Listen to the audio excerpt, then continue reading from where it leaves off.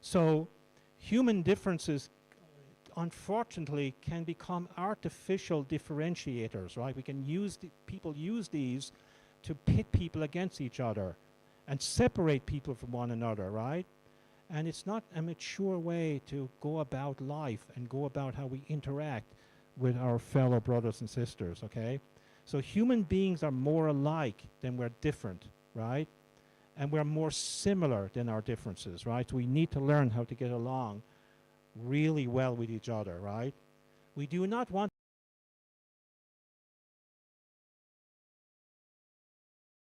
It's a real possibility, by the way, right?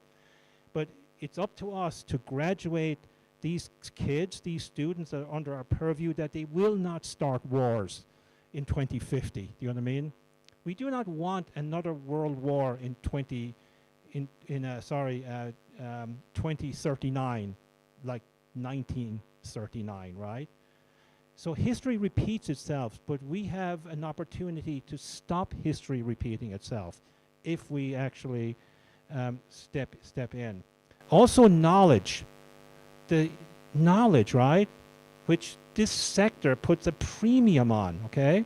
And we've been talking about taking it to another level called the application of knowledge. But to understand is that AI, right, these large language generative models, they're trained by human influencers. So the question is, what are the values of those human influencers? So AI can actually be taught to be politically correct.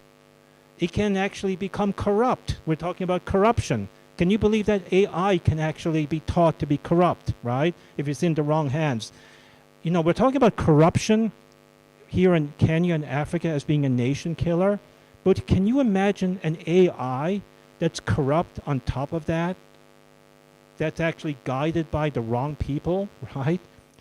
You know, we're living in this unbelievable exponential era of technologies. If the wrong people are behind this, our future doesn't look too good. So we need people of character, you know, guiding this thing. Also, while they're very important, culture, character, values actually determine the quality of systems. Systems is a value-neutral thing. We need good systems, but they have to be actually guided by character. Systems are also value-neutral, right? And it's character and values that define the quality of systems. So the family, for example, is a system, right? It's actually a human. It's like the most important human institution. It's a microcosm of an institution, but it's driven by values and character. So is education. It's a system, the education system, right? We need better people to create better transformative systems. That's why we're calling this transforming education, driven by transformative people and leaders, right? Democracy is even a system. Hitler got elected through democracy. Just reminding you here, right? So it's not the be-all and the beyond be-all of everything. Again, you know, we have to be very careful about this. We're talking about exponential technologies. AI, again, need to be guided with character, right?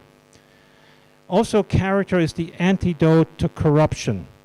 We need actually a new generation of graduates with strong character who are able to resist bribes, who understand that this is going to actually sabotage whatever opportunity they're trying to build, their reputation, right?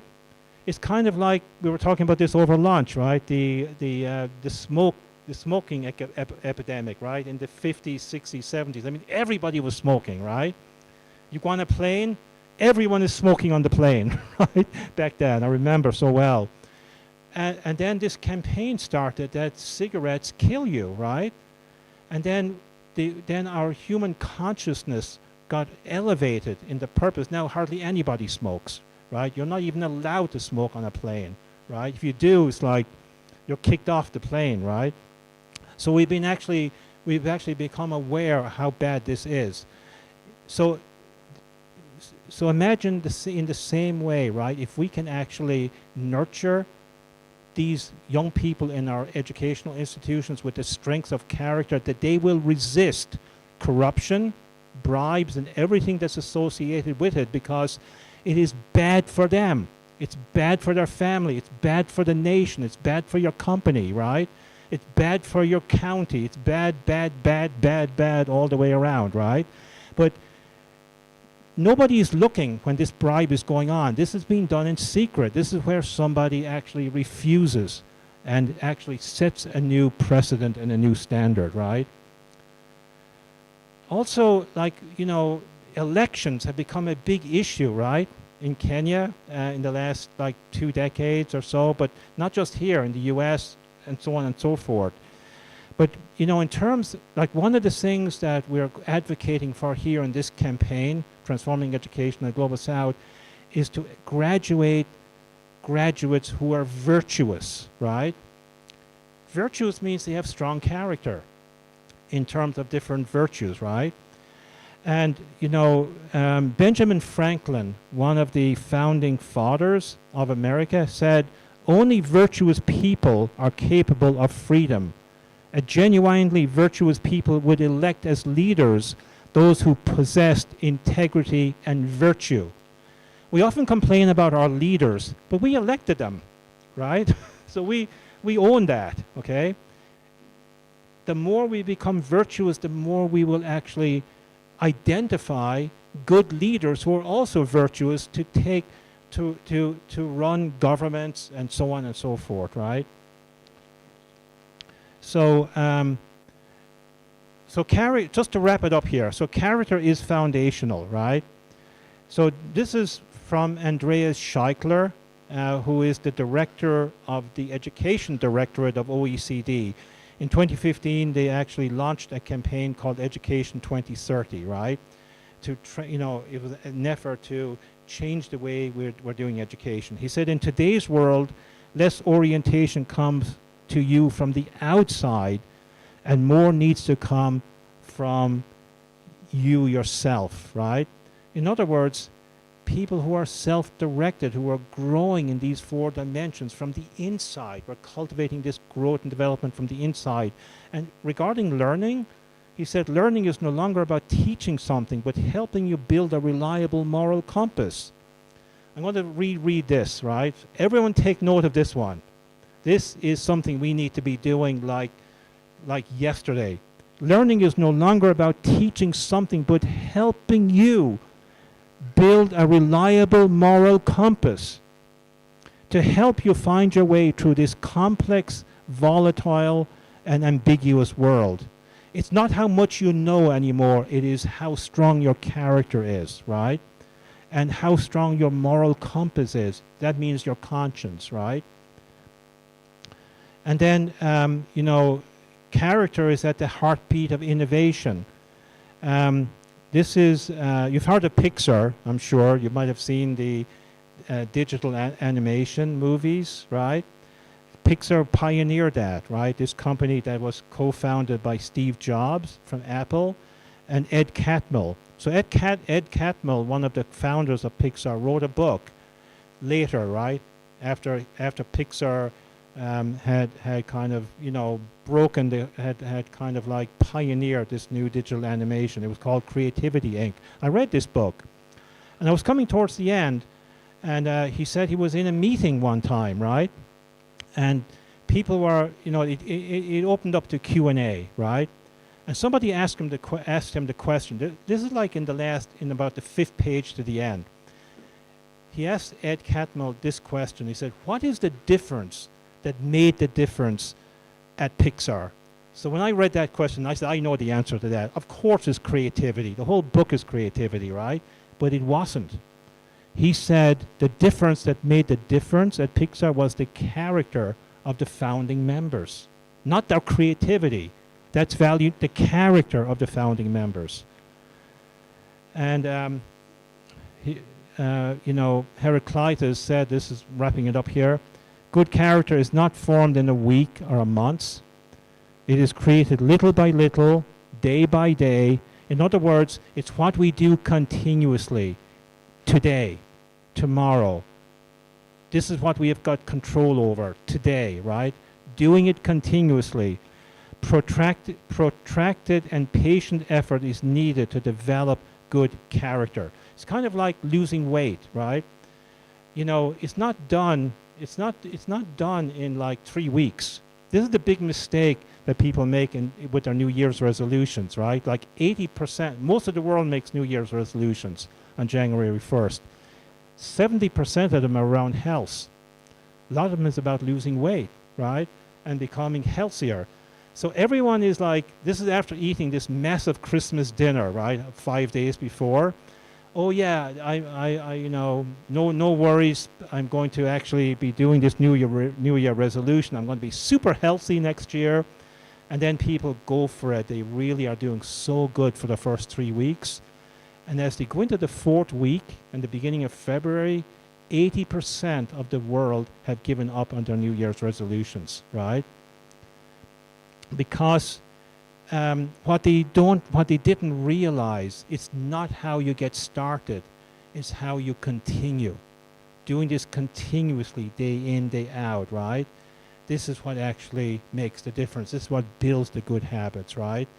In all of these areas. So I want to thank you for the opportunity to engage on this very important content, right? I hope you have a better understanding of what character is now, how it's linked to conscience, how it's linked to universal principles and values, and how it's manifested in habits, behaviors, and actions, right?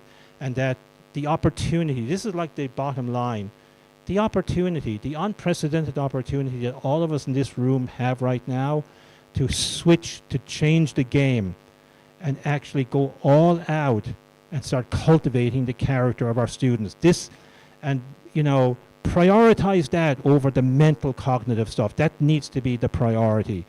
And you know, I really like what Victoria was saying this morning, and many others too, right? That's actually quite encouraging. Go through, you know, tomorrow and the next day, we will build that understanding. By the way,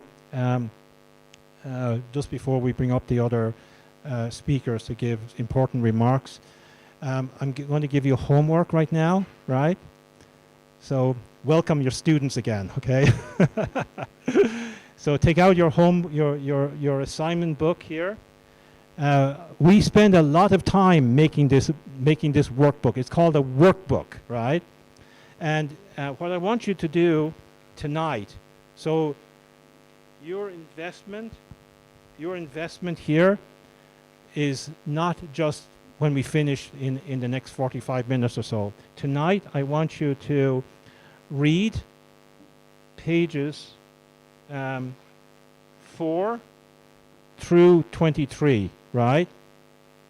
And I want you to, these are the key points that we were discussing today, not all of them, but a good chunk of them. That's about a third of the workbook, okay? Those of you who are really go-getters can go a little bit further. So this is all the way up to part 5, okay? And I want you to complete all 7 activities in that first section. There are 7 activities that I want you to actually complete. If you do this, you will lock in the key insights from today, right? So if you want to really, like, you know, solidify what you're learning today, this is actually an important step of this workshop, your homework tonight. How many people are committed to going over these pages and doing the 7 activities, and we're going to discuss it tomorrow, right? Up hands, who's committed to doing that? I need to be seeing like no hands down here, right? Here we go. All right, let me see the leaders over here. Okay, James, you're on it, right? Okay, awesome, okay. Some hands are like drop. No, these hands have to be like this, right? Here we go. No, that's not high enough. It's like this. Here we go. Right. I will do it too. I will do it as well, okay? And then bring your put your name on the on the workbook. This is your workbook. Write your name on it. Please do the exercises, read it and highlight, underline the key points, and then come back tomorrow with the activities done, and we'll actually have a little discussion about these activities tomorrow, okay?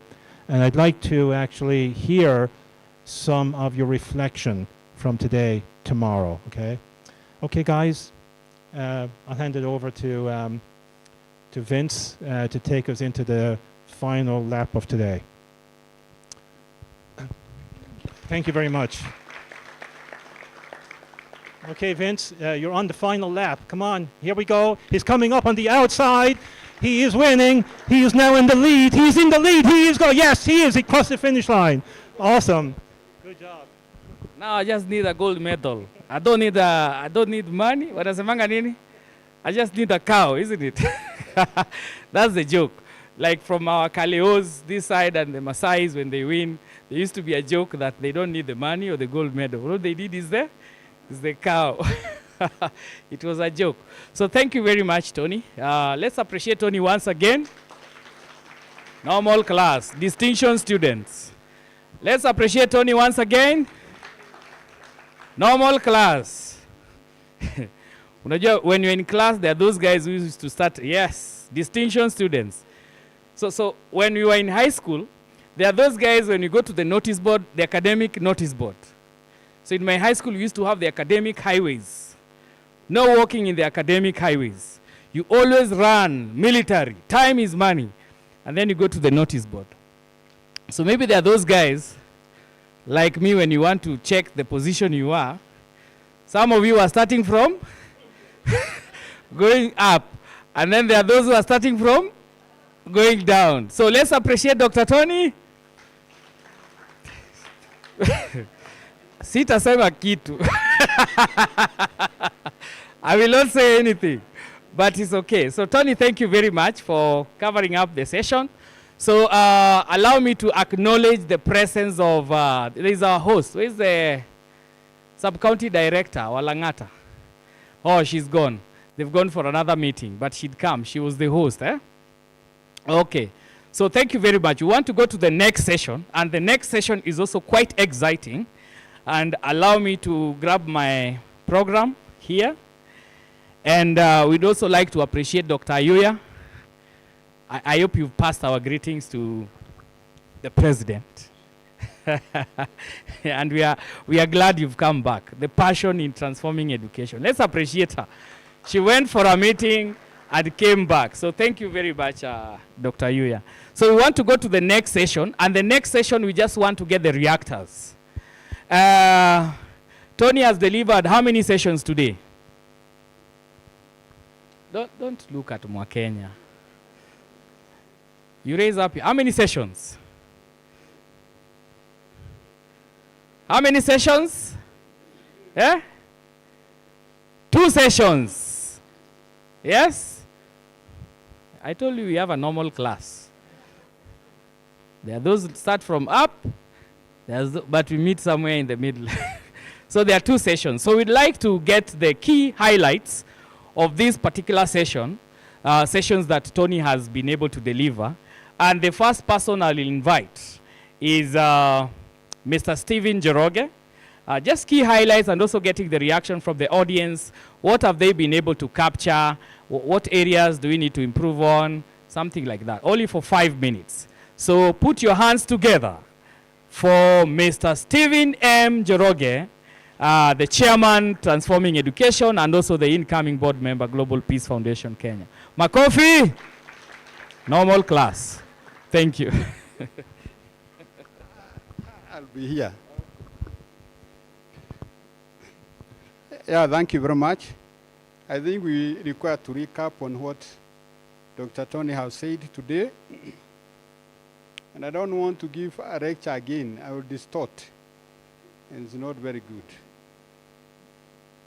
This is what we captured. I wonder whether you did that. The first one we started is by the old, our convention way of what we have been calling education system in our country. That we have been starting with the knowledge as the most important and fundamental aspect. Then followed by skills, relationship, and character was almost the last one. We did not mind about that. That what we wanted is people with the knowledge, those who could be able to memorize, those who could be able to be obedient, and those that are like uniform, that uniformity. That has been our system of education. In transforming education, we are saying we require to change the pyramid. We change the pyramid so that the fundamental dimension, fundamental aspect of our system should be character. Should start with the character, followed by relationship, the physical, that's cognitive, and the skills, the physical, utility, and then the skills, or that mental cognitive become the rest.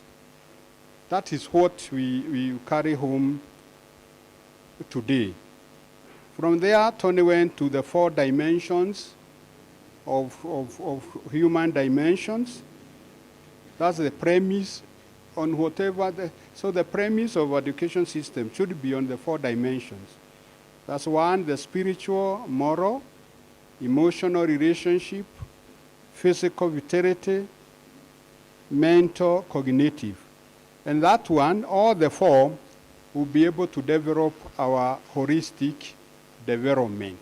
So it's the 4 that will be able to develop a person holistically. From there we went and we were given an exercise on a sentence on the theory of transformation. We asked what sentence can we be able to have on developing the theory of education. That's the philosophy, the critical thinking of education. And we are saying that creating a fundamental change centered on character, holistic development of individuals within our education system. From there, we still went on, and Tony was asking us, what are we going to do with our youth in the South? That's about 90% of our 1.2 billion is the youth in the South. What are we going to do with them? What is the merit, the demerit of that huge youth population? And we had an activity here on those assets. Are they, how are they as assets? How are they as liability? And I think we came up with the very, very good from engineer on market, labor, security, and what? You know I'm a teacher. What was the other one? You know I was in that group. What was the 4? Hey, Vincent, they did not, engineer, they did not hear. Read for them. Yes? Yes? Very good, the 4, asset. What was the liability? We had a reader from the other side who was giving us, what do we do with them in terms of taking care of them? Can you remind the class? Remind the class. You know I'm the teacher now. Yes?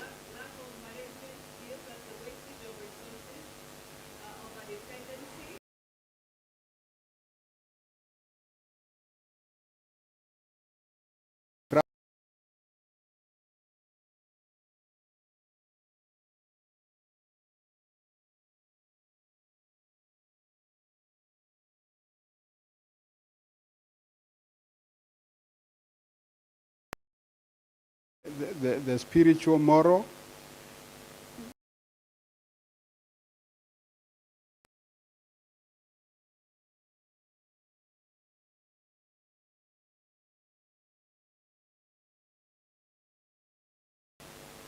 with the universal principles of moral values.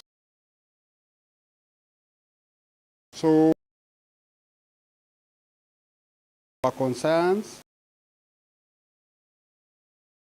of our being, our internal compass,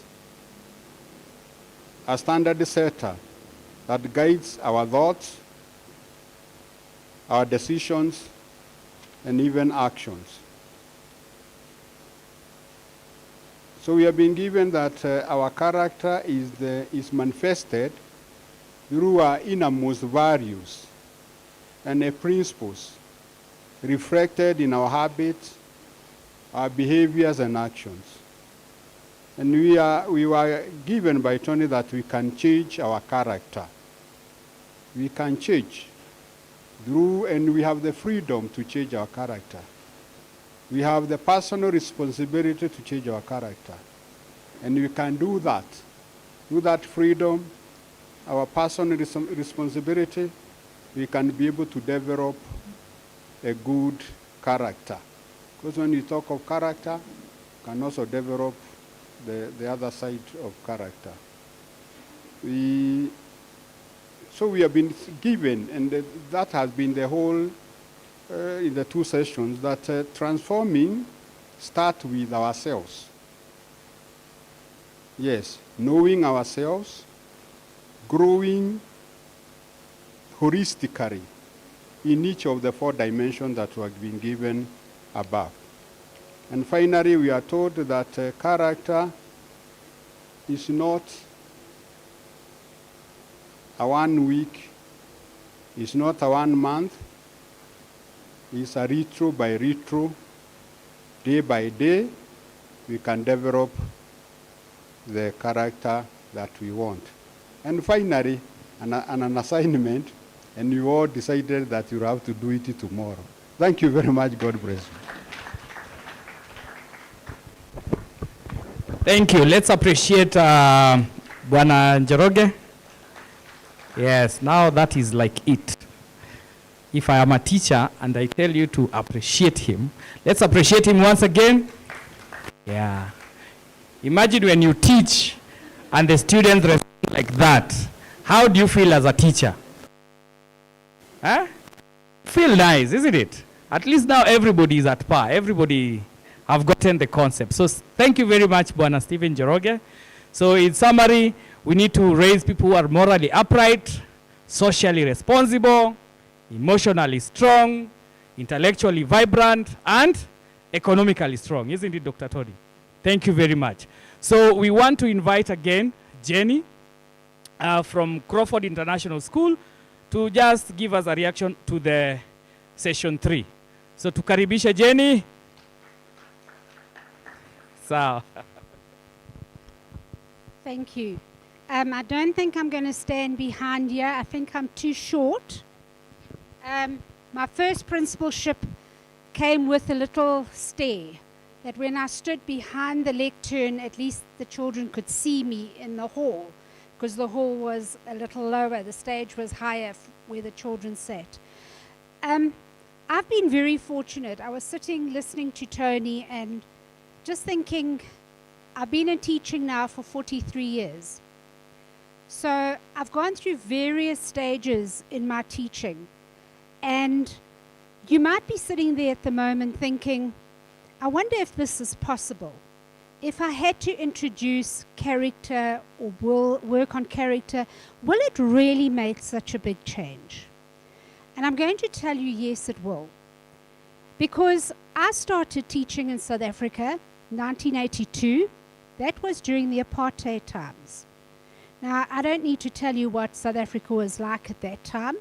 Children in schools were separated according to race groups. And then around about 1988, 89, we then had a Model B system where children of other race groups could join any school. Schools were opened. And of course that comes with a lot of problems for the educator in the classroom. And then after that, I moved across to another school as deputy principal and eventually principal. And at that stage, we had to work on, by then, you can imagine it was around about 5 years that we had worked in a school where all the different race groups could come, and things were beginning to bubble. You could see there were quite a lot of racial tension in the school. And we were very fortunate. I worked with an extremely excellent management team. And we went through a process where we developed what were our values in the school. What did we want? What behaviors did we want to see from the children? And it was a long process. But eventually we had our values, and they were simple. They were literally 5 values that spelt heart. They were honesty, empathy, accountability, respect, and trust. And at that stage, the whole school, by going through that process of building character, what were the behaviors we expected the children to show if they were showing honesty? What were the behaviors if they were showing empathy, accountability? And we tied that all into our discipline. And I cannot tell you that it was the most amazing experience. It was an all-girls school. To see how those children changed, the relationships which developed at that school. I then moved into private education. That was all in government education. I then moved into private education. Graham Crawford actually asked me to join Crawford and to start the school at Lelucia in Durban. And we then decided, some of the staff moved with me from the school that I was at. And after about 2 or 3 years, we decided we needed to introduce this at Crawford. And we did. We introduced it at Crawford. And when I came to Kenya, I brought that idea with me. And we do have values that spells diverse. And everything depends on that. And I think that has been what has made us successful. I see Arthur, who's in charge of our discipline. He's nodding. That has made us very successful because the children understand what are the values and what are the behaviors that you expected to have with those values. What is the code of conduct and what are our expectations of the children? We also a very strange school in that every morning if you come to Crawford, you will see the principals, you will see staff along the way, and the children are greeted. Immediately we make that connection with them. So we're constantly building the relationships with the children. We've just extended it a little bit further where we work with the parents as well. So if we have a session within the school on whatever the theme is, we will then have a parents meeting online. We sometimes just meet with the moms, sometimes we just meet with the dads, sometimes we meet with the parents as a group. So we've got this complete interaction and relationship building. My staff will tell you, if I had to say to Frida, I always say to the staff, I can train you for skill, but not for attitude. All right. If you don't have the right attitude, you're not going to be able to make it at Crawford. Marlene's nodding there because she does a lot of the interviews when we have new staff coming on.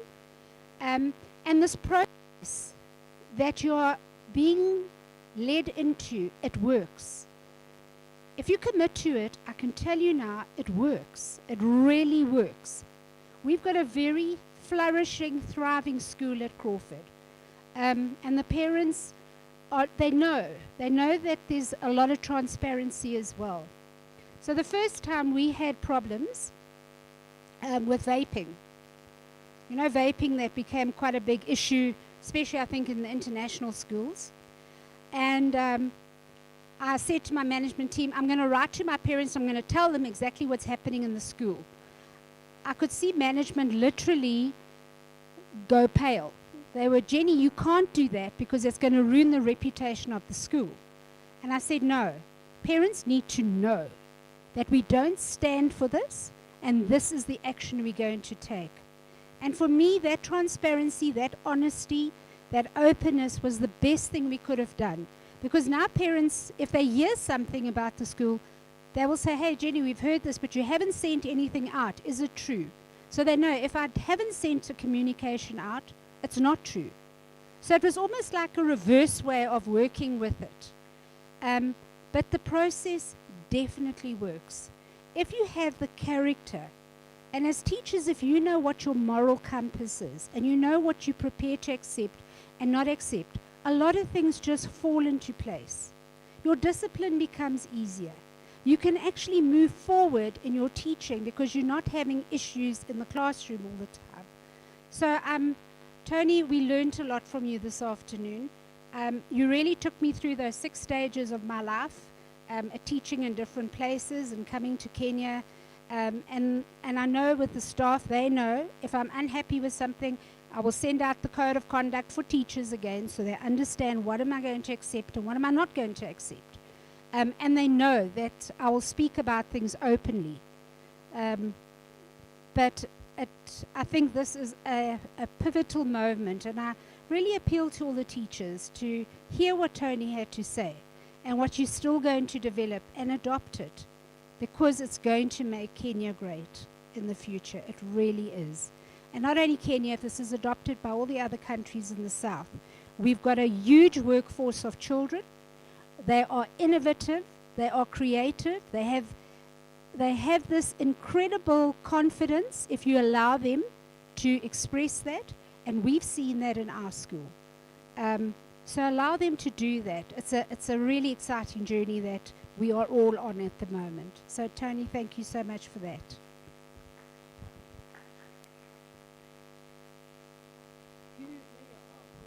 Thank you very much. Let's appreciate Jenny. And Jenny,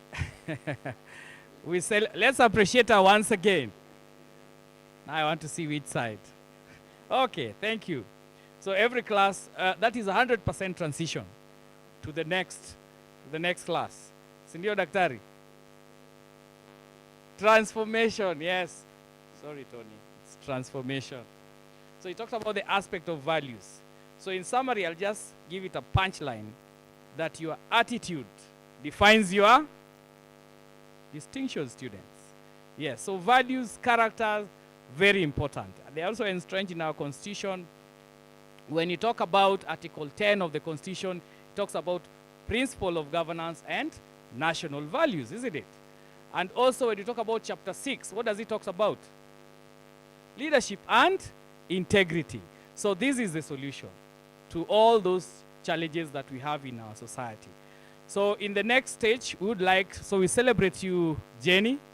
And last time when we were having the Transforming Education initiative at Daystar University, we had asked, who are the schools who are willing to host the second phase? Crawford said we are willing to host the second phase. And then Jenny also said, I'm willing to host the third phase. So where is that teacher? Teacher Esther. She's there at the back. So let's kindly stand. So when we were there at Daystar, this lady, amazing lady, she said, I like this. And I remember when we went for verification, we met one of the students who was a genius, isn't it? You just tell that student, when were you born, and the date you were born, without referring anywhere. What will that student do? He'll exactly give you the day that you're born without referring anywhere. We met that student at the Nairobi World of School.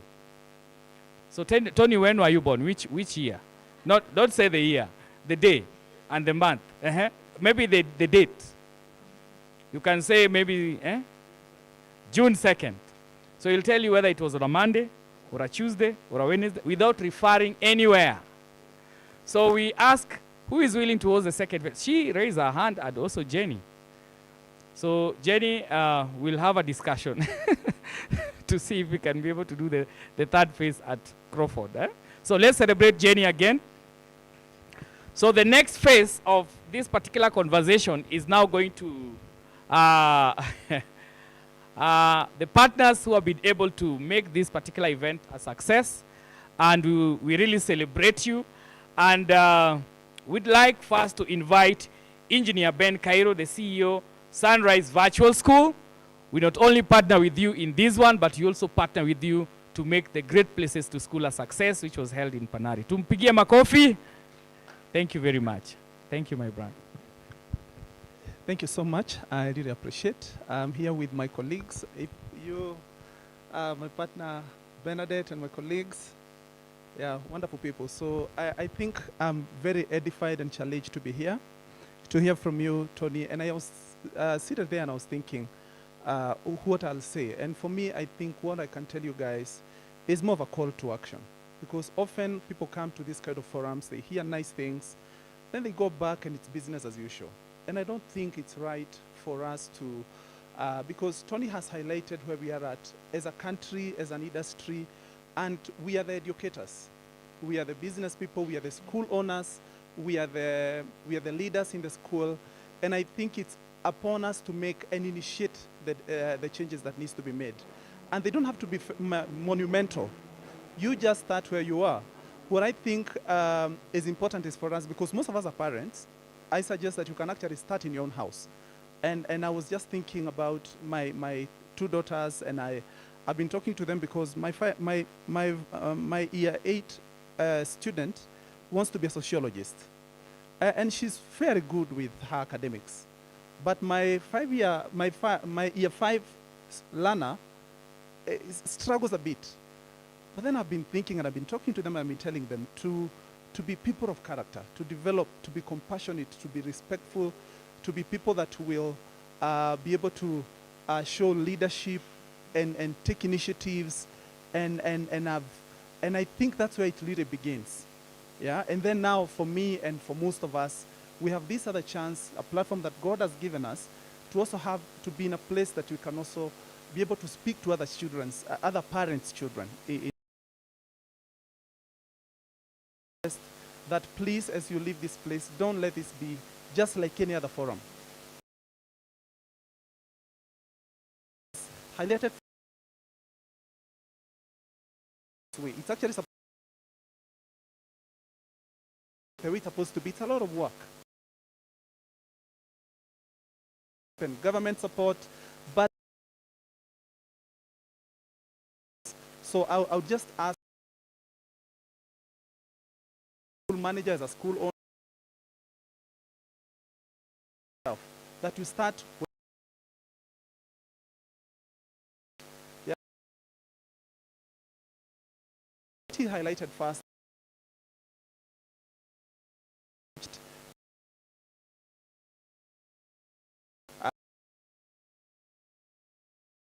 Planners.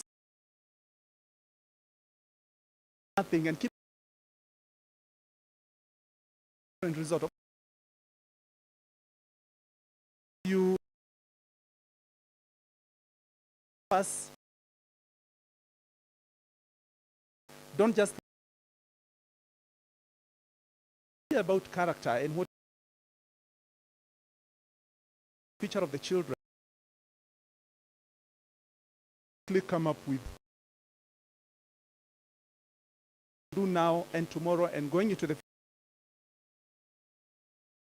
model a child that is ready to be for the 20.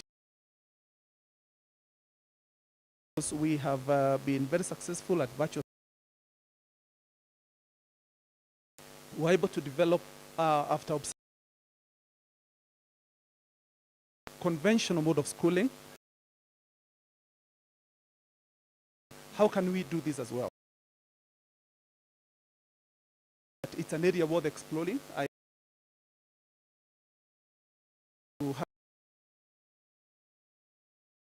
Lead guide,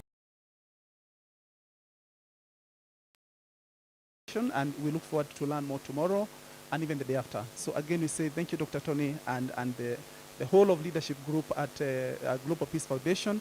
May God bless you, and it's a pleasure to know all of you and to even get to collaborate. Thank you and have a good afternoon. Thank you very much, Engineer. Let's appreciate Engineer. Yes, Engineer, I believe you told them about what you do. You also provide, it's a virtual school, right? And where is Bene? Bene, allow me to call you Bene. Bene is there. So it's an online virtual school. So if you really want to know more about what they do, you can either engage directly Engineer, or Bene there, or also Benjamin there, who is in charge of quality assurance. Please wave, Benjamin. Benjamin is there. So currently you are in 30 countries, and with over how many students? 3,000. 3,000 students across. And then in Kenya, we're still struggling on the cost of education. And they're in how many countries? With how many students? Sisemi kitu. Haya. So I would like to invite the next speaker, and the next speaker is also a friend to the Transforming Education Initiative, and we've been working with her on a number of issues ranging from tree planting and growing, talking about artificial intelligence, issues of education, and many other things. Let's put our hands together to invite the country director, UNICEF Kenya, Winnie Rachel. Karibu.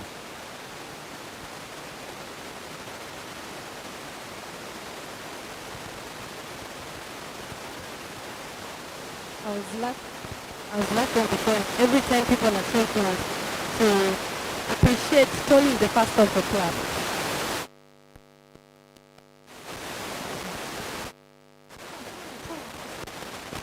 So can you please get that right?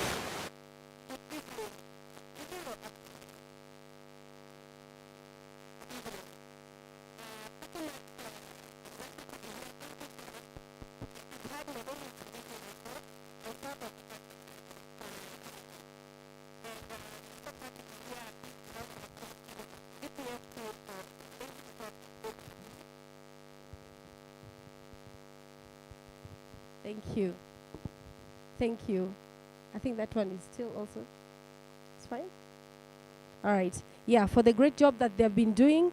We were there during the first session. I wasn't able to be here in person because I was in another event out of town, but I was really looking forward for this second session, and I can see how much I missed a lot, because even when you're online, sometimes it is good to be there so that you can physically engage with everyone. And so it's a great privilege also just to appreciate Tony for the content that you have shared. You know, most of the time we take it for granted because in my other capacity, I also I'm a founder of an NGO called the Bo Foundation. When you find time, you can check on that on the internet. And one of the things in the key pillars that we look at is education. And most of the time when we run projects and we go to schools in the interior, you find there's a lot of disparities when it comes to in terms of how knowledge and information gets to people. And so it's a great privilege if you're seated today in this particular place to get this kind of information. And so the greatest thing that we can do is what Jenny has said, and she has really put it well, that if you don't have the right attitude, then it becomes very difficult for you to absorb. So I'm pretty much excited to be here. I have nothing more than what I tell you every day. I know most of you have interacted with UNICEF. We make a lot of noise online and offline. And so I know you have met UNICEF either in your email or at an event or something. Now, these are the humans of UNICEF who are here today. And not Nigerians trying to rob you out of your hard-earned cash. I'm here with my colleague Fiona, so she can just wave from the back. Yes, that's my colleague Fiona. And we are pretty much excited to be here to just remind those who have never heard about UNICEF, because I know most of you have been able to interact with us, that UNICEF is an international organization. We are in the business of ensuring that Africans mostly are able to access scholarships from different, donor organizations that we have partnered with. So far, we have partnered with Goldman Sachs. We have partnered with CDC Group, which is now rebranded to British International Investment.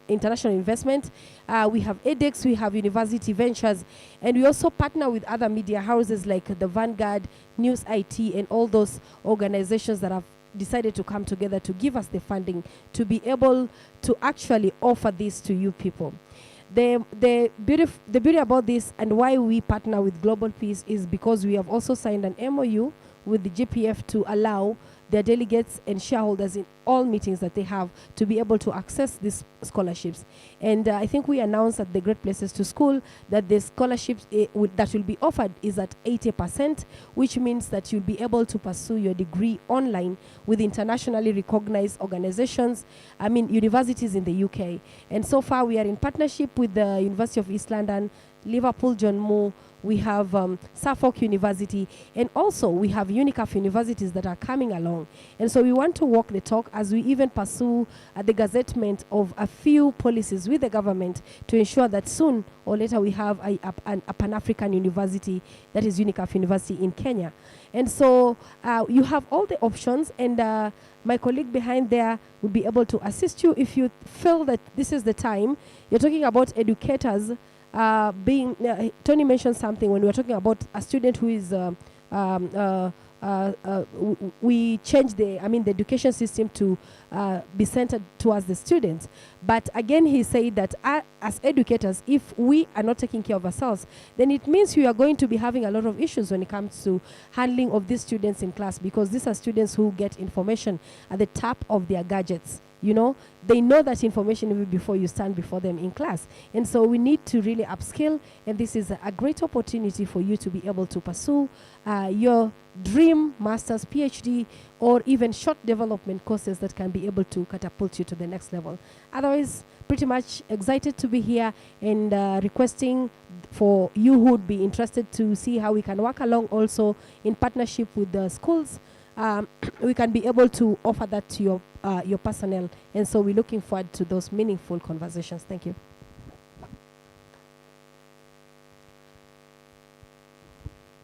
Thank you very much, Winnie. UNICAF have been a very good partner to the Global Peace Foundation Kenya. I know you work a lot with schools, and Winnie is here. If you want to enroll for those courses, it's 80%, isn't it? You provide 80% scholarship. That's from undergraduate to master's to even PhD. Do you also have PhD programs?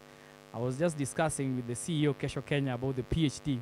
So you can, maybe you can share your value proposition to him and see if you'll be able to have a new student. So thank you very much. So the next speaker, I would like to invite my brother and also my friend, Mr. Ernest Chair, the Executive Director, Kesho Kenya, to also is quite passionate about inclusivity in schools, and he can also provide opportunities to your school, and you can do cross-learning and see how best can you be able to integrate or integrate programs that support persons living with disability. Thank you very much. Would you like to project, sir?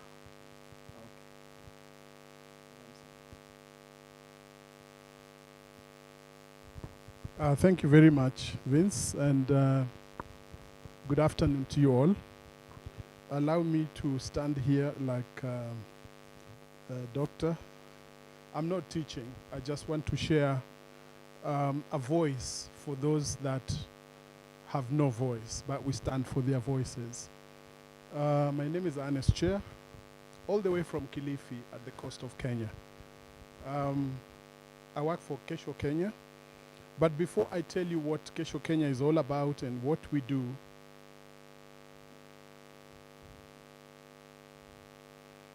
I would like to appreciate my brother, James. You mentioned something that made my heart jump a bit. That is Nairobi Waldorf School Trust being. It is a very, very important aspect when we talk about transforming education. This is a group that we need to embrace and walk the journey together. When I look at my sister and what she does there, I feel very good, because you all understand what she's doing and how important what she is doing is to all of us and the voices that I am talking about. Inclusivity, I want to, first of all, challenge you, school owners, directors of schools, when we talk of inclusivity, from the aspect of education, from the Ministry of Education, the TSC, this conversation that is going, the presidential party on education and on matters inclusivity. When we talk of inclusivity, what are we really talking about? I want to mention that so that you can take stock of yourself, evaluate yourself and see, are you there? Are you anywhere near there? An inclusivity center within your schools should have all learners in one room. When we talk of all learners in one room, we mean those that we consider to be okay, or I don't want to use the word normal because the others are not abnormal, and those with challenges, whether physically challenged or whether they are challenged in any way, whether they can't hear or they can't talk and all that. An inclusivity classroom, a model that we never have even one in Kenya, and that is what we are striving to establish, is to have a room where all these learners are put together. We have a person in that, we have a teacher in that classroom who is teaching, but whatever content that teacher is teaching is being translated using sign language to those who can't hear what that teacher is talking about. There's also a Braille instructor there who can help those who have challenges with seeing. Inside that same classroom, we have provisions for ramps for those that are physically challenged to be able to access that area and all that. So that all of them. And then afterwards, within that same setup, those who are challenged differently are able to appreciate themselves the way they are, and they don't look down upon themselves, and they look at the other person to be also a person that is also able differently, and to appreciate that. And those that are maybe physically challenged, others on a wheelchair, can be pushed by those who are able to walk, and those who can't hear, they are able to be, to have someone who can tell them what is going on around, inside the classroom, outside the classroom, and all the activities that are going on within the school. Whether it is mealtime, they want to access a toilet and all that. Everyone. To appreciate one another the way God created them, and for them to work together and to learn at the same time.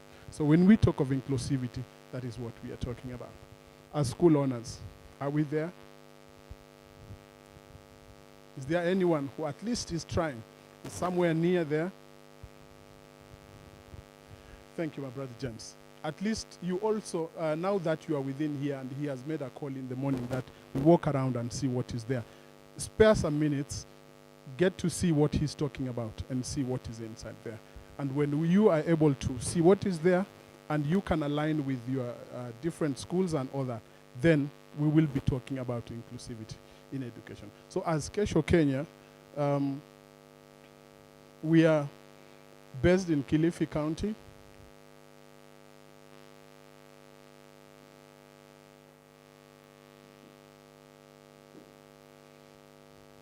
And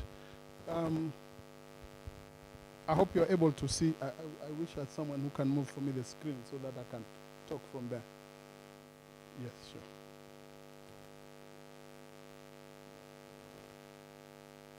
So, Kesho Kenya is a very unique organization that started on a need, something that happened. I'll give you the founder's story of Kesho Kenya in very brief for you to see what it means if you are to take care of a child with disability, how you can sacrifice yourself, or the sacrifices that these people have to undergo for purposes of making sure that the others are comfortable. The founder of Kesho Kenya, her name is Mama Zena Salim. She had a sister, and that sister was expectant, and when she had the baby, that sister died the very moment. And she was left with a baby 1 day old with severe cerebral palsy. She was forced to leave everything that she was doing to look after that child. And that child is the inspirational story of Kesho Kenya. That child is 21 years old today.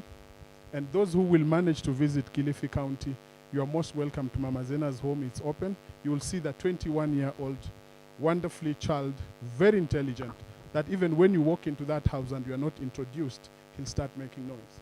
So you have to be introduced, and he will acknowledge your name. And even when you come, doesn't matter how long. If he's asked, do you know this one? He will tell you, yes, I know this person. So that's an amazing thing that is there. So Mama Zena was forced to abandon all her life and to start taking care of this child. Now, what she did was to start a food cafe near the Cambry Welcome Trust in Kilifi. So as she was selling food to the workers of Cambry, some friends approached her, that white lady you say there, her name is Kate Knox. So Kate Knox saw that plight and she wanted to find out how she could help. So that is where the conversation started. And she was a researcher just visiting Kilifi. And then when she went back to the UK, she formed the Kesho UK. And here was Kesho Kenya.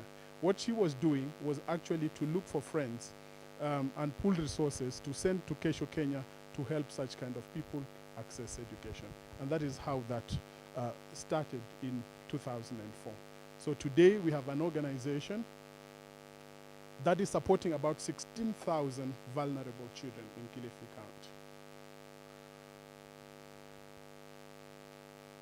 Next slide.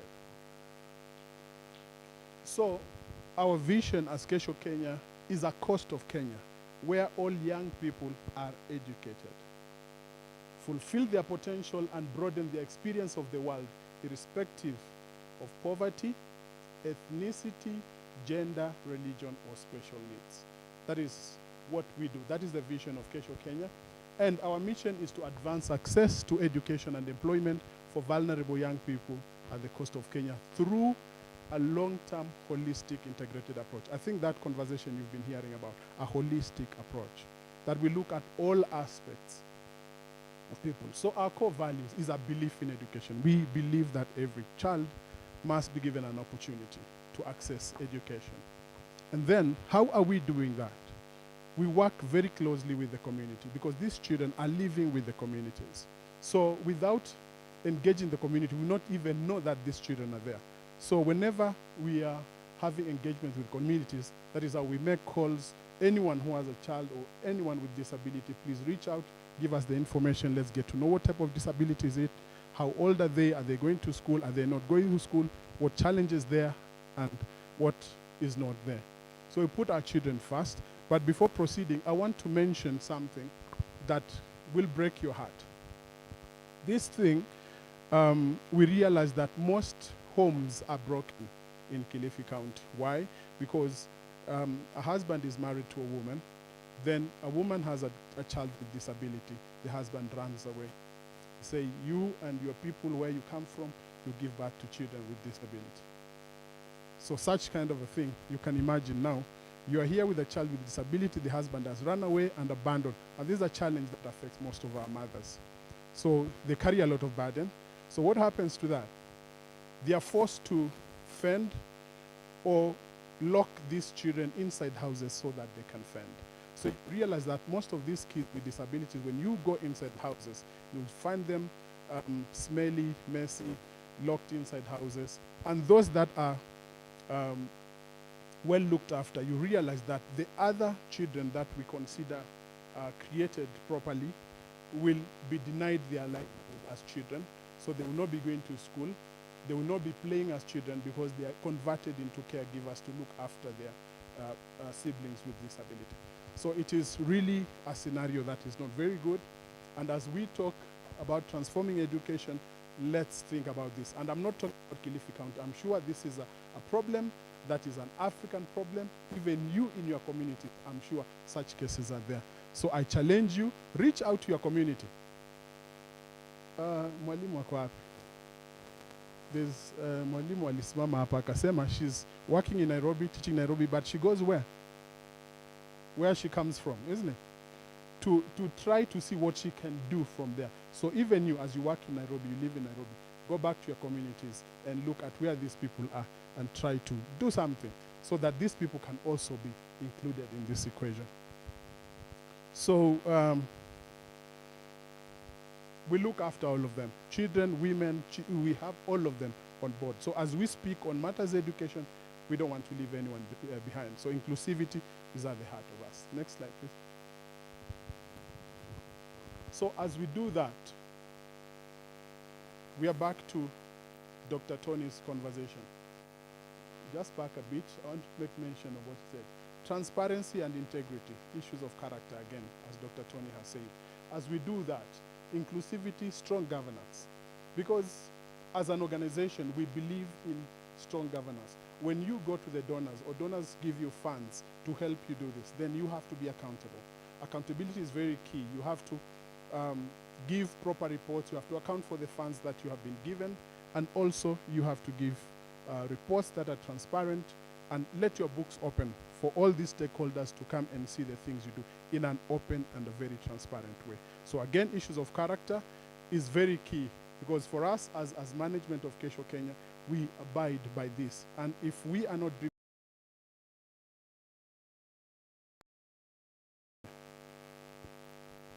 so our strategic goal is actually education, which I've talked about. You can move to the next slide. And safeguarding. This is another area that we also realize that there are so many vulnerable children here who are taken advantage of. Kilifi County is a tourist town. As you all know, Coast is a tourist destination. We have tourists who come there, engage our children in child prostitution, into child pornography and all that. So we realize that some of them, because of hard economic times, they are forced to engage in such kind of things. So we actually went there to ensure that these children are not being exploited. We have many projects. I'll show you how many we have rescued from these kind of things. Those we were able to take to school, we took to school. Those that were beyond school going age, we were able to train them through the street business school and give them a livelihood. So as we talk about this, you can see these are some of the projects that we have done and the success stories.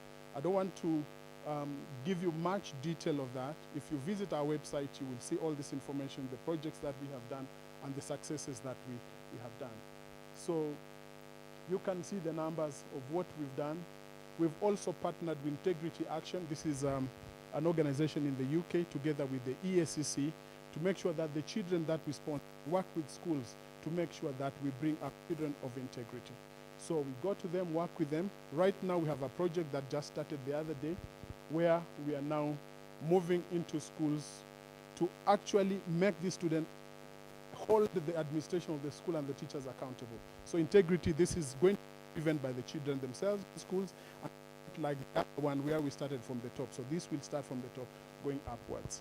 So if you look at those numbers, you'll see the safeguarding programs. You can see the numbers. Those that we have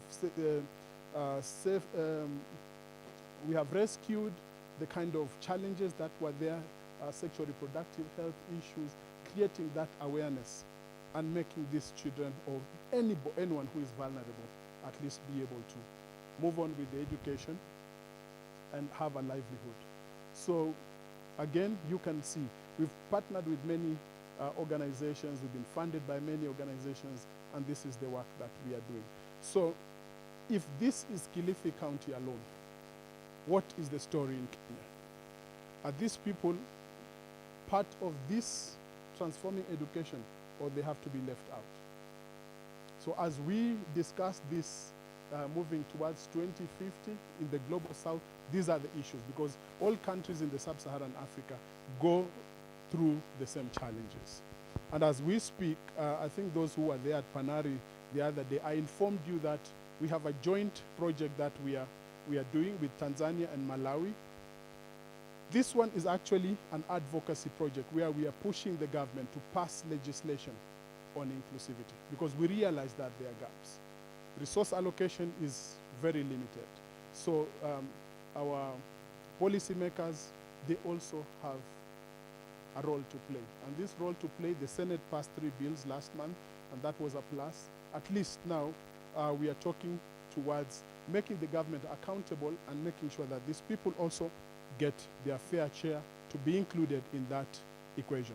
So we have mobilized community champions in the whole of the coast, from Tana River, Kwale, Taita Taveta, all the way Mombasa and all that. These champions are actually living in the communities with the people, and they participate in the stakeholder engagement forums with the county government, where they actually put them into perspective about passing legislations and laws that are going to ensure that these people are also included. And they have done a wonderful job. In fact, this project is coming to an end in May, and we will have a celebration before end of this month in Kilifi County, where we'll bring all the champions in the entire coast to come and share. We've done cross-learning visits, the success stories, the challenges that they've had in the different areas, and we've done a tremendous job. So this is a question, as education stakeholders, let's think about it. Let's see how we can all incorporate this as we think about transforming education in the 21st century. So with those few remarks, I don't want to make it a very long speech. I think you understand the message is home. This is what we do. I challenge you in your respective areas, please address these issues. And I'm also making an appeal that if there is anyone who is willing to support or to help a child go to school, we have so many, because they come crying in my office every day. I don't have, sometimes I'm forced to say I can take this one and leave this one because this one looks a little bit better off than this one.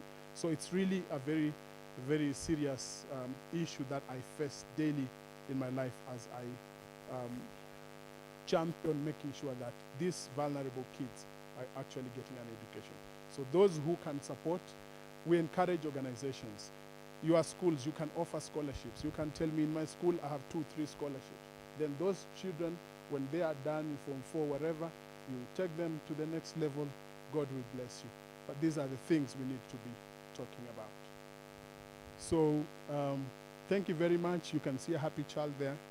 And that is the dream that all of us want to see, that we bring up communities in an environment that everyone will have access to these opportunities. And let me tell you, they also have a right as Kenyans. So why they are being treated as secondary Kenyans is up to you and me to say if it is a fair thing or we need to do something about that. So to my sister, I'm a PhD student at Strathmore. I'm struggling also. If you can give me a scholarship, I'll be very happy. Yeah, so at Kesho, Kenya, we are leading from the front. The CEO is a PhD holder. All my staff, I told them, go back to school. God will provide. So we have organizations that help us in capacity building and all that. We want more. Please, guys, come partner with us in Kilifi. Coast is home. Come to Kilifi, let's have this conversation. And I'm free to talk. I'm in and out of Nairobi, as I told you. I attend my classes just in this school nearby. So I thank my brother for giving me this chance, because we had a serious conversation. And I thought that the Global Peace Foundation is a very important partner to us. Now that Dr. Tony, you're here, take this message there. We have a serious need, especially if you understand Kilifi County is a very marginalized county. It is an area that has so many challenges. Economically, a lot of challenges. Weather patterns, like the other time we stayed 5 years without receiving any rains. So you can imagine the kind of struggle that is there.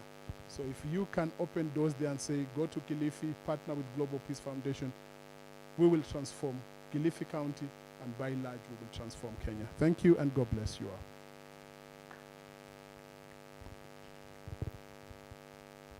Thank you very much. Let's appreciate Mr. Ernest. Ernest Chair is the CEO of the Kesho Kenya. So we celebrate you, my brother, and we'll also be your champions. I've been to Kilifi, Kishushe area, Undanyi, Paranga, somewhere there addressing issues to do with girls empowerment and also issues to do with harmful traditional practices. So thank you very much. So I'd like to invite for 5 minutes also some speakers. Do we have a representative from Bridge Foundation?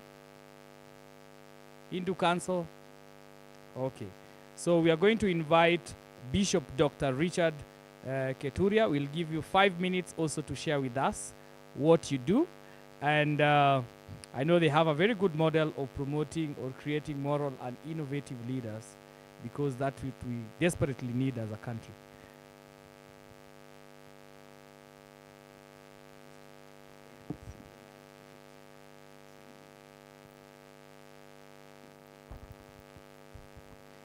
Good afternoon. Yeah, I appreciate the Vice President of Global Peace, Tony. I appreciate the Executive director, with Daniel, and all of us, and your team. Because of time, I'm not just going to go through all what we have, but I really appreciate. I've learned a lot, and it's nice to be here. And I think if there is something we need to be doing, it's this one. Our organization is called Rich Grace. That is an initiative I founded some years back. Yes, being in the church, after many years of successful ministry, because I can say that, I just felt it. I think it's time. There's a gap that I need to contribute in this country. We are lacking something.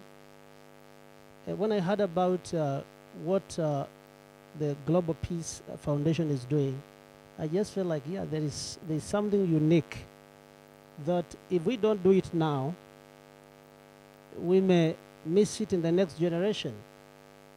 And Tony has been talking about values. Every speaker, all of us, we have seen the need.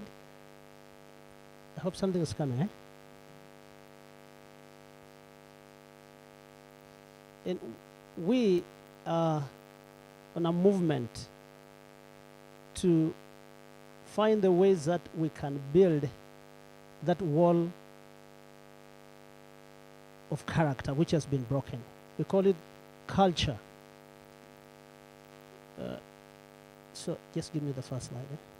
So we want to, just give me the first one. The first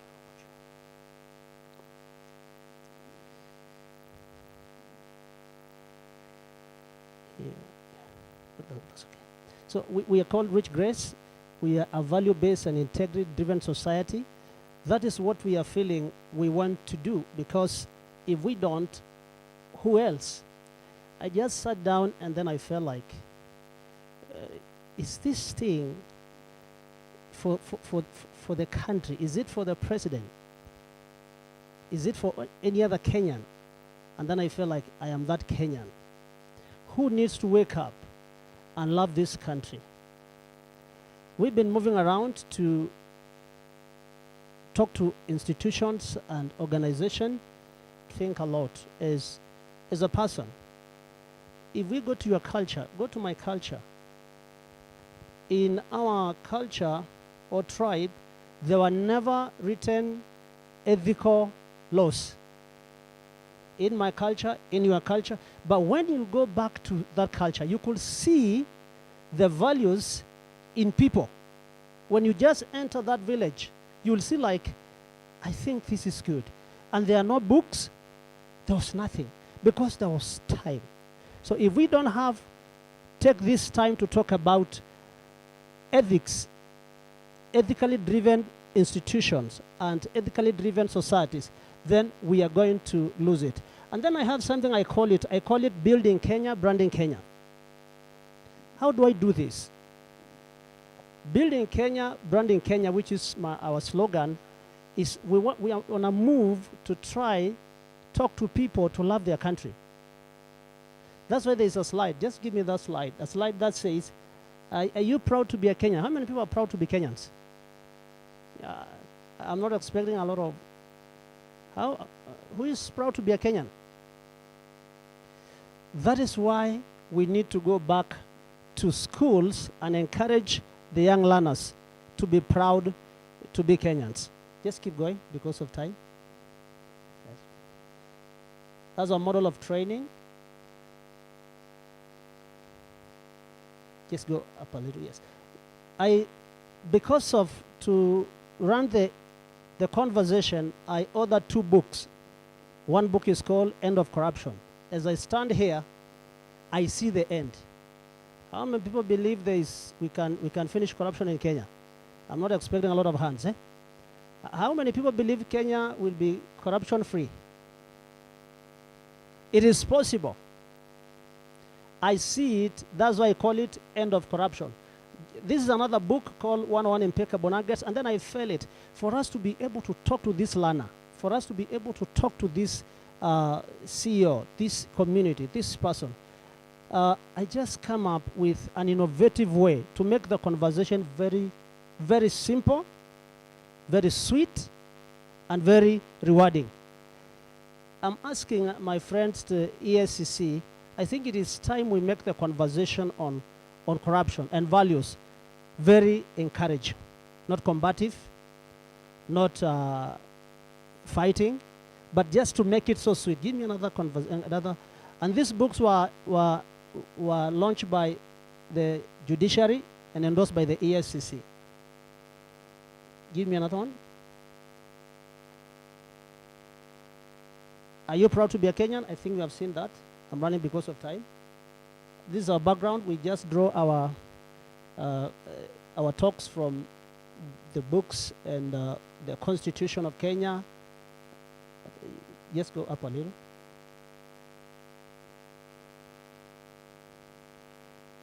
Just go up. Just go up.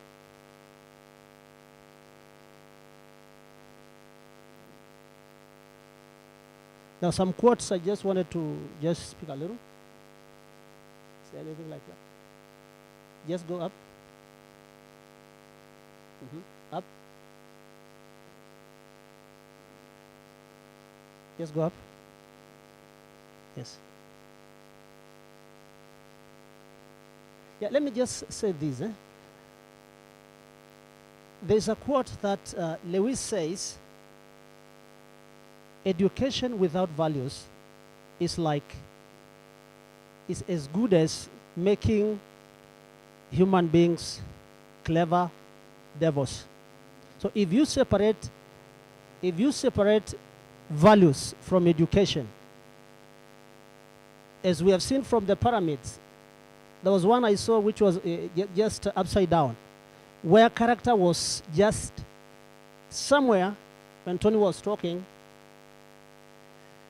Because we want so much on intellectual, and we just forget character. And this is what's happening in our families. Every parent, every one of us is talking about a child.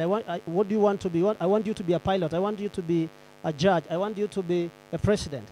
But most of us need to take time and talk about values. I tell parents, as much as we give them the best education without character, these children will not be full human beings, as we are told, in the society. Take time to talk to them, because character is more than flying planes.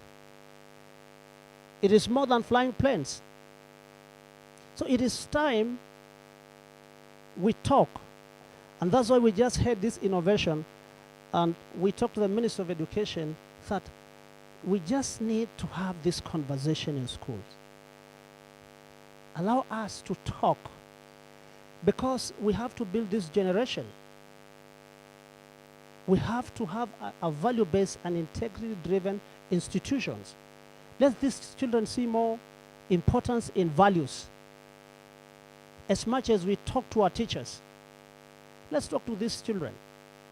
Because my child, the title end of corruption is, I tried to find that title of my book for many years. And then one day my son just said to me, if I write my book, I'll just call it End of Corruption. Then I said, I'm taking that. But he says I need royalties. So I owe somebody. But these children are talking about money every time. Just give me, there's a nugget. Just go. I want to get a nugget somewhere. Let's keep going. Your children are talking about money, how to make quick money. My children are talking how to make quick money. The pastor's children, how to make quick money. It's all about money. The billboards, all about money. The internet, all about money. If we don't come back and teach these children about values, they will just get shortcuts and mess the situation, mess their companies, mess their offices, steal. So if we have to bring this conversation, then as one of my brothers said, one of the presenters said, let us start it. I felt it, I started it, I'm moving around. And I was so happy with the CEO Kasneb when he made a call and said, Bishop, I think you are doing a good job. we have sat down and felt the need before we graduate this CPK finalists, the accountants, we have felt the need that integrity is a component, because these people are going to interact with a lot of money. They're going to interact with a lot of money. So we felt like before they graduate, let us introduce ethics and integrity, and we're doing a good job there. That is very important. I'm also of an opinion that as much as we have integrity clubs in schools, I would love to see how we can involve the whole school in the conversation. Because a club is good, but what about the other 2,000 students? Parents don't have more time to talk to them about values. And we are told about character. Leadership is all about character. By that, when somebody says, I don't steal, or I got a lost item, and then I'm returning this lost money back, that is that's a living concern, as we are taught. So what are we going to do? It is time we bring this conversation. It is time. I was so much grateful with the CBC, because I knew they were going to do a lot of things and just inculcate, put a lot of concepts on, notes on integrity. But I think it's not enough. I was feeling like, what if we, in this country, because we are almost losing this country, and you saw the ESCC boss, Bishop, the chair, said, we are losing this country. And I was feeling like, is it not possible if we can introduce this ethics and leadership, integrity and good governance in a syllabus whereby it is assessed as any other subject? We just call it ethics, because our generation likes to cram. They will never forget, because they like to cram. But if we hide somewhere, then we need to do a lot of work. I'm not getting, like this one, declare their resources. I'm not getting a good presentation here. This talks about, this is what we want to have, but this is not the final I want. Just keep going. This is a taxman. This is a guy who will walk to the KRA and declare their resources. And I know the greatest part we try to play is when we see a wealth declaration form. And if God will judge us according to the wealth declaration form, I know most of us will not go to heaven. Sindio? Sindio? So pray that it is not going to be judged according to how you declared your wealth, because most of us will be allowed to repent. So we have a lot of things here coming. I don't have time. I wish boss was helping me here, but just go. Okay, let me just read this one, but it's not showing properly. I'm talking about money. And it says, because I know it says, the world shows us how to make quick money, but fails to help us how to draw the limit line. Look at this guy having a lot of money. So the world will show us how to make a lot of money. We show our children, even when they go to school, they are taught about how to make money, how to invest. But it's so rare when we are taught how to draw the limit line. And it is time we bring the conversation on money into our schools also. Let's talk about money. What is this thing that these people are stealing? I've brought a scientific, both in the books, I brought a scientific and a theological meaning of money. So we can understand what is this money, because people are stealing things they don't even understand. After I did my research, when you read the books, you will come to realize I think I don't need money more than I need character. Give me another one. This is very important. There's somebody who has some, hurry up before, okay, just stand here. This one says, let's just study that diagram. Who is that one? Eh? No, that's not a Kenyan. Who is that? Who is that? Who are these? No, these are not Kenyans. He says, people have loved money in a way that shocks even the devil. The devil is saying, what? Are these my students? You see, people have, we have got a notion whereby we think everything is about money. You meet somebody, you think like, he's going to give me money. You go to somewhere, you feel like, maybe I can make some money. Life is not about money. It's not about money. And that's what I tell even the clergy in the church, who said everything is money. You do as someone, you go to money. You meet somebody, you just want him to give you money. You even help somebody who is stuck on the road, you feel like you're just making money. It is time we change this. And it is us parents who have to start this. Because if we understand what money is, then we are going to reduce a lot of thieves. We may not end them, we may not finish them, but we end them. We can at least reduce them. So I'm grateful I have my colleague and my boss, she's Madam Sophie, works in the office of the Attorney General. And we've been working this together to make sure that we just be available, ready to come to you. I have the 2 books here. I think I have the 2 books here. You can just do, I wish I had enough time to do this. The first book is called 101 Impeccable Nuggets. We felt like, I felt like, how do we pass a message even to those people who didn't go to school? Can I write a book that can make somebody who is down there, who have never gone to class, but when they see a picture, they get the same message the PhD holder will get it. Oh, I'm told to, there's another friend of mine here. So corruption, this one says, corruption is so sweet, eh? This guy is in either Mombasa or Naivasha. That's why most of us run away, so that you can get some good per diems, eh? So it says corruption is so sweet, but at the end, it will bite you like a venomous snake. So corruption has both scientific and spiritual effects, both in an individual and an economy. So the other book is called End of Corruption. You can just we have a desk there. Just go there, visit. There was also something that was coming on education. I don't know, Tony and Daniel, how we are going to bring an innovative way to encourage people to read. Because a lot of information and good things are in the books.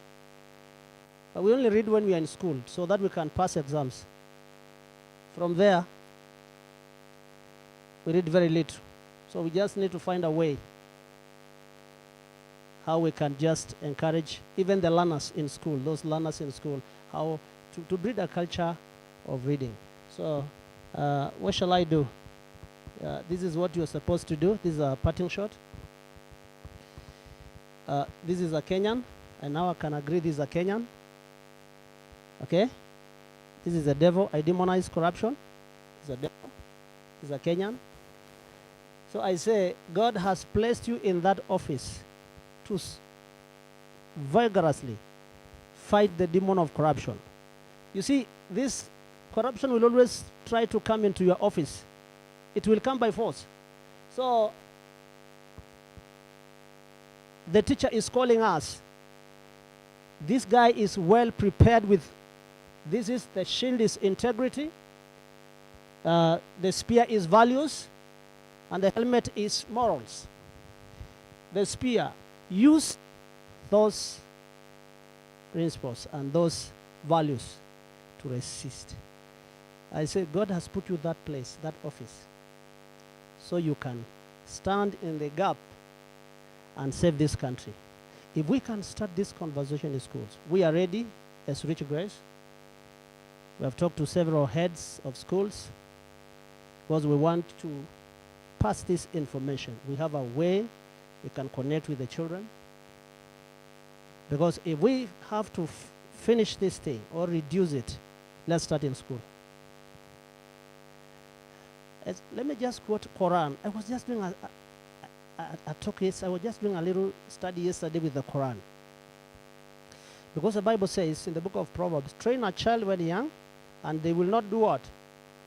Then Quran was, I just did, interacted with a verse that says, if you you teach a child on values and something, it is like you are engraving on a stone, writing. That will never disappear. But if you start trying to talk to an adult and train an adult, it's like writing on the waters. Do you think you will ever get something, writing on the waters? Let's start in schools.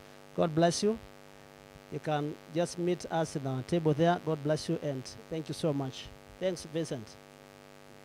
Thank you very much, Dr. Let's appreciate Bishop Dr. Bishop Dr. Richard Kituria is the CEO of Rich Grace Resources. Let's appreciate him once again. So we are finishing in the next few minutes. So I would like to acknowledge also the presence of the following. Dr. Tony, I will introduce to you a new partner. When you talked about, Daniel talked about the GPLC, they are keen on partnering with us on that. So I'll be able to let the cat outside the basket very soon on how we are going.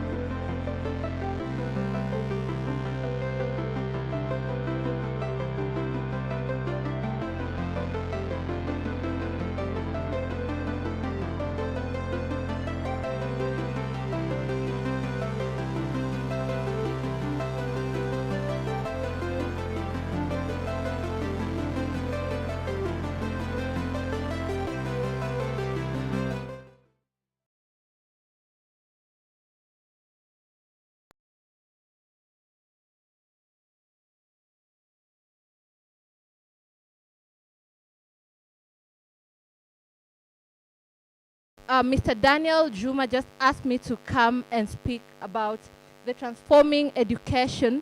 Then what really caught my eyes is the 2050. And this means we are talking about things that are not there now, but things that we foresee to happen in the education system in the future. So how do we envision education in the future? I have a few pointers, and I'll run through quickly. I envision an education system that is based on skills and talent rather than the cognitive prowess of the learner. 2, I envision an education system that narrows the gap between the rich and the poor. That means we need to base our education on the skills, in that a cleaner, a doctor, a singer can be able to get a nice income just to be able to narrow the gap between the rich and the poor, because that's the ultimate goal. 3, I envision an education system that is backed with scientific evidence. And from science, we all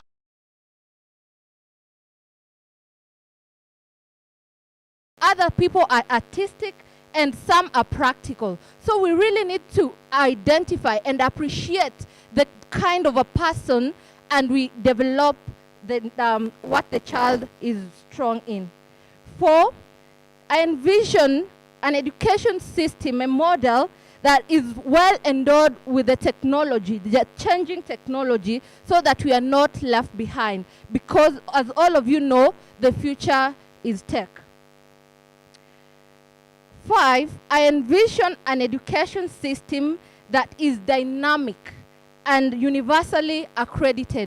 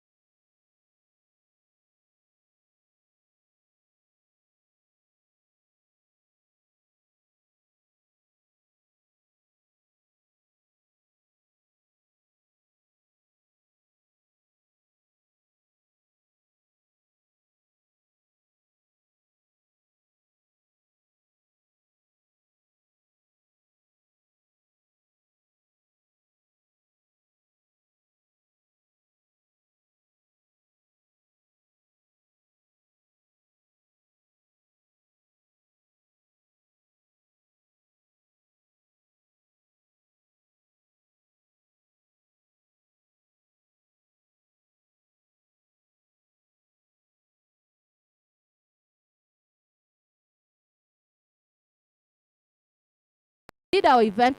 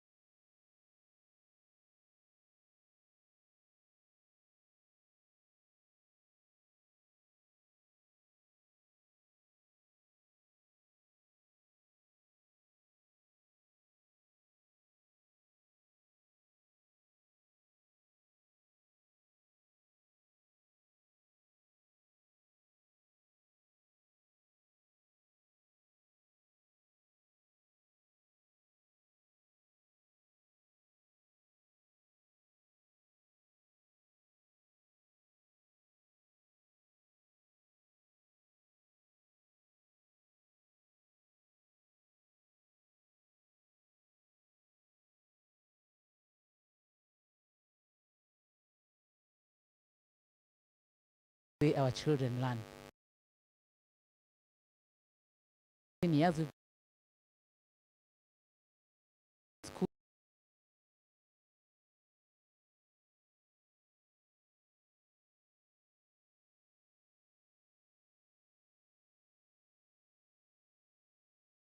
Patrick Courier.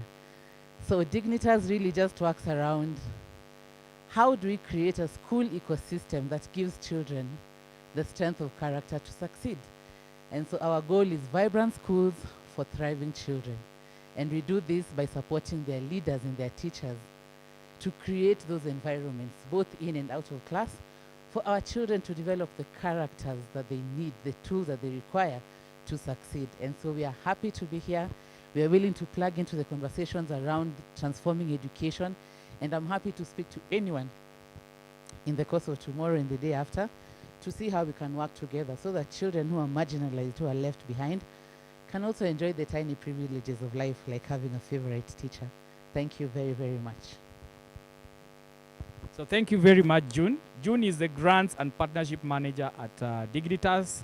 And I know, Bwana Chair, there's an open arm, Sasa, and I know we'll be working with her in planning for the Global Peace Leadership Conference, driving the education agenda. Thank you. Good evening. Good evening. Wave to me if you can see me. Yes, I know the day is winding up and we are tired. So I would like to share briefly about Wavumbuzi and what we do. And I will pick it from the conversations that we've had today. And Dr. Tony asked us a very important question. What kind of graduates do we want to see being coming out of our education system? If I may borrow a few points from what this group said is they want to see people who are resilient, people who are creative thinkers, innovative thinkers, and all those good wishes, the wish list, if I may say. So what is Wavumbuzi? Wavumbuzi is an entrepreneurship challenge for junior secondary and senior secondary learners. So it's strictly for high school and junior secondary school. And what happens in Wavumbuzi is we are trying to build or to create a generation of young people who are young entrepreneurs who are value-based. When you talk about the education system that we have, all of us can attest to the gap that is there. What Wavumbuzi is coming in to do is to supplement by providing the learners with skills that will help them to become future entrepreneurs. So I've had a lot of teachers, I've had a lot of directors in the room, I've had a lot of educators generally in the room. So it's a humble appeal, and I know we'll also have a time tomorrow and the day after to talk about Wavumbuzi, to just encourage us and to encourage our schools to participate. It's a 6 weeks, it's free, it's online challenge. So it's a competition just like any other competition, but the aim is to have learners' mindset and aspirations stimulated at an early age. So that is it for Wavumbuzi. I'll respect and honor time because that is one of the things that we've learned today about character. Thank you. Omera, you're a good student, Bwana. He used to be my former colleague. We worked with him at I Choose Life Africa, and I'm happy we were mentored with some very good CEOs like Daniel Juma. So onto the stage, Daktari. You have to be called a doctor. You don't pick these names on the streets. Eh? You have to work hard for them. So I'd like to introduce my sister and also a good friend of Global Peace Foundation and the people who hosted the first phase of the Transforming Education in the Global South towards 2050. Let's put our hands together to welcome Dr. Caroline Ayuya. Karibu. Thank you so much. I want to thank everyone for this moment, just staying calm until the end of this particular day one of workshop. Greatest thanks to obviously Global Peace Foundation, Family Global Peace Kenya, the Executive Director, Regional Global Peace here in Africa, and just all of us for being here. As Daystar, we are very honored to be part of this program and to have hosted. And about character, Peter Drucker says that by themselves, character and integrity, they don't accomplish anything. But their absence faults everything.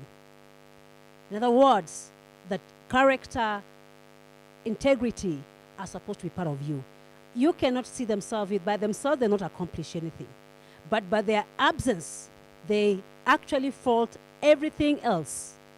I want to leave you with that and hope that you can join us as a family of Daystar University, where we make the difference. We always say the difference about us is the Christ in us. We are a mission in a university. For those who like to pursue Masters in Education Leadership, please join us. We have a scholarship of up to 40% scholarships. The first pioneer in the country, no other program is like that. We have also a PhD in Governance and Leadership that began just about this year. We're one of the biggest PhDs in this country that has ever begun, and the only of its own in the country. Otherwise, thank you so much. I wish you well. And Global Peace Foundation GPF family, we're glad to be part of you. I want to keep time because it's part of the character, because the absence of it faults everything. Thank you. Thank you, Daktari. I can see learning is taking place, Dr. Tony. Character and values. Thank you, Daktari. Dr. Caroline Ayuya, PhD holder, senior lecturer, and director, Open Distance Learning. So if you want to engage in Daystar, she's here. So, Dr. Tony, back to you. I finish. Okay. Character. Transformation. Okay. So, thank you very much. Tujipigie makofi. Tujipigie makofi tena. My sister and my brother. So now, I want to share with you the program for tomorrow. So we'd like to appreciate all our facilitators, most sincerely Dr. Tony, for sharing with us today. We are quite humbled to get this information firsthand, and I know with our educators, we are going to be able to cascade this down to the learners. So for tomorrow, sorry for today, some of us, when we engage on transport means, you are not able to make it here on time. So we've been able to make transport arrangements from here to town and back. So I'd like to see by a show of hands, because we have two vehicles, one van and also 33-seater and a 22-seater, courtesy of the Nairobi World of Schools. Tutapigia makofi. Yani watengenezea transport pale tao, alafu wase wanakataa kutokelezea. Manzi. Lakini kuna wale walitokelezea. So if you don't have means, where is Japheth? Japheth is there. Kindly stand, Japheth. So please, you can get in touch with Japheth. If you don't have means to go up to town, Japheth will be here to be able to organize that. And then also tomorrow in the morning. So what time is it leaving Japheth at Kencom? So by 7:30 you should be at Kencom. So maybe your number is 0733. Yeah. 0733.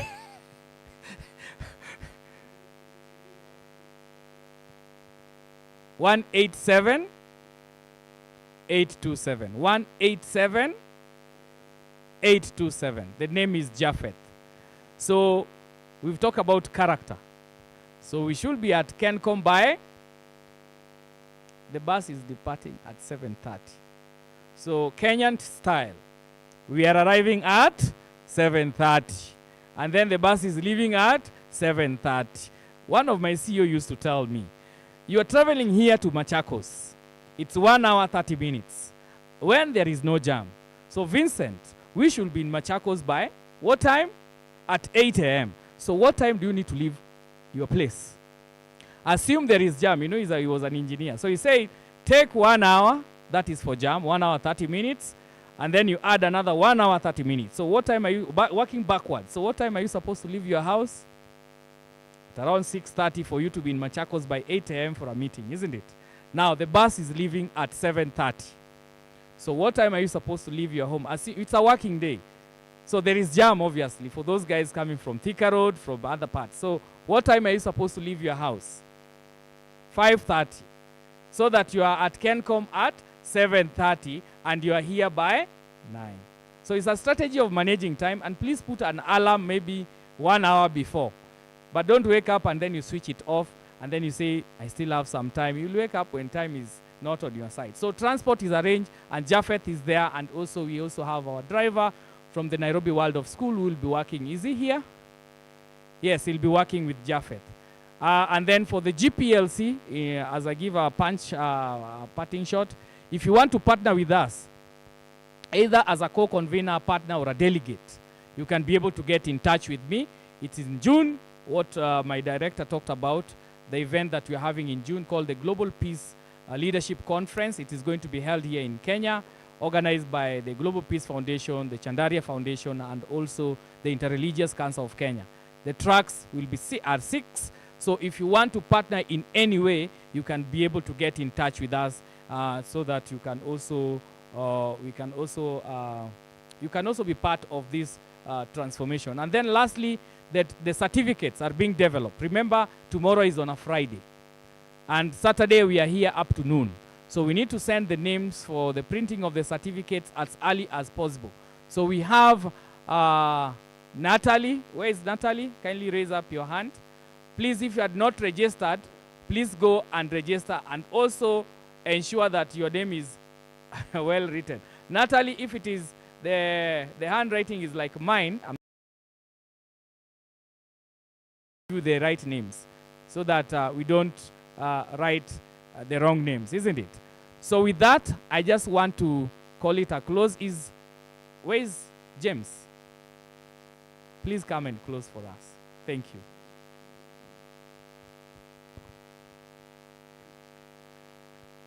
Asante sana. Thank you. Thank you very much, Vincent. And because of time and also character, I don't want to take time. I just want to close. And I'm happy to have interacted with the speakers today, and also what we have learned from Tony. So I will be requesting our Deputy School Director who started with a word of prayer to come, so that she can say the final prayer, then we leave. I'm sure maybe you may have gotten lost once or twice, but now you are well oriented to the place. I'm looking at a better flow tomorrow as we interact. The compound is quite huge, and sometimes you may miss to know where to go. And I'm hoping you got assistance. If there is any area you are inconvenienced, we really apologize. Karibu Goreti for the final word of prayer.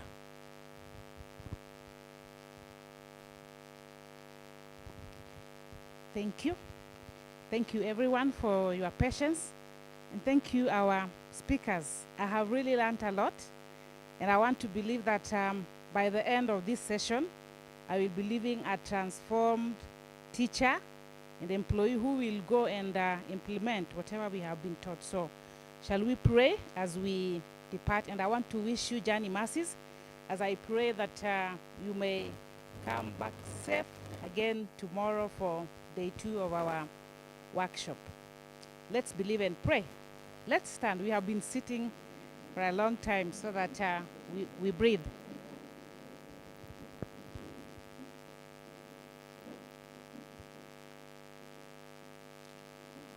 Heavenly Father, we want to thank you for this far that you have brought us. When we were starting this function, Lord, we invited you that you may start with us, see us through, and carry us through. Indeed, Lord, that is what you have done. You have brought us till the end safely. We've not had any incidents, and we are grateful, oh God. Thank you for what we have been taught for today about character and values. And we want to pray, Jehovah, that you continue teaching us through your people, your servants. Pray that you may continue giving them wisdom to continue impacting that wonderful knowledge for transforming our education for 2050, oh God. Lord Almighty, as we depart from here to go to our various places of residence and resting for tomorrow, I want to pray for the journey masses. I want to pray that you may keep us safe, sound, and secure on the roads, and that may you cover us with the blood of Jesus Christ, oh God. King in glory, we want to pray that even as we convene here for day 2 tomorrow, you may bring us safely, King in glory. Give us a peaceful, restful night, even as we plan to be here, King in glory. Thank you for the speakers, oh God. We want to pray that you may increase the knowledge in them, that as they continue to impact this nation and transforming our education and our children and our youth, that you may be with us, oh God. As we depart, may you go with us. And when you shall come back with us, King in glory, tomorrow, we shall be careful to be grateful, oh God. Go with us till we meet again tomorrow.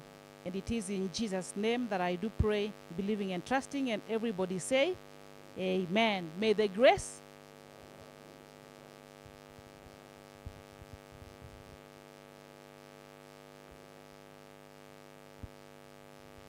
Thank you. Yes, before we leave, there is a cup of tea and I think some snacks. And it's also good value to use the resources that we are given wisely. Let us not leave the tea and snacks there. Thank you. Thank you very much, sir. So for those guys who would like to have transport means, please let's just converge here ndio tujue ni wangapi, ndio tujue gari ni ngapi. We can just meet here briefly. Those guys who want means of transport, just come here. Mkuje tu hapa mbele.